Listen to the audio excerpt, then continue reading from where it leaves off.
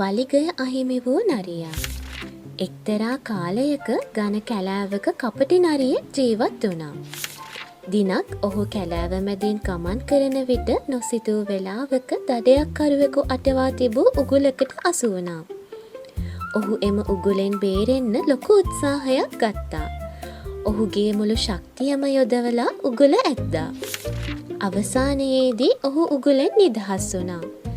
නමුත් ඔහුගේ වලිගය උගුලට අසු වී වෙන් වී ගියා. තම ලස්සන වලිගය අහිමිවීම ගැන නරියා ගොඩක් දුක් වුණා.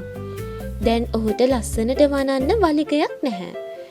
වලිගය නැති නරියා කියලා රැළේ අනෙක් නරිමට hina වෙයි. හිතමින් ඔහු තවත් දුක් වුණා. මේ ලැජ්ජාවෙන් බේරෙන්න නරියා කපටි උපායක් කල්පනා කළා.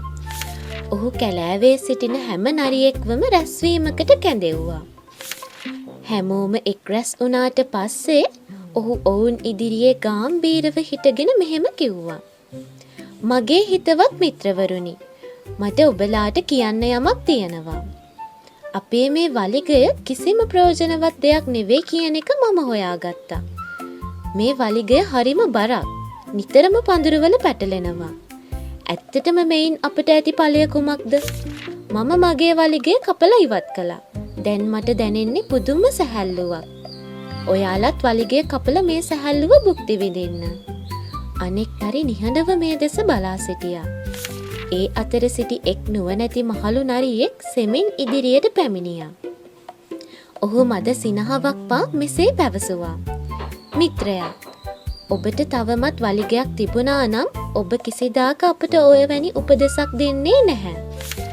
ඔබ අපට මේ දේ පවසන්නේ ඔබේ වලිගය අහිමි වූ නිසා මිස අපේ යහපතට නෙවෙයි. කපටි නරියාට තවත් කියන්න කිසිවක් ඉතිරි වුණේ නැහැ. ඔහු දැඩි ලැජ්ජාවෙන් හිස පහත් කරගෙන හිමීට එතනින් පලා ගියා. අනෙක් නරින් ඔහුට විහිළු කරමින් සිනාසුණා. ඉතින් මේ කතාවෙන් අපිට ගන්න පුළුවන් ආදර්ශය තමයි Tamanගේ වාසිය සඳහා පමණක් උපදෙස් දෙන්නත් කිසිවිටකත් විශ්වාස නොකළ යුතු බව.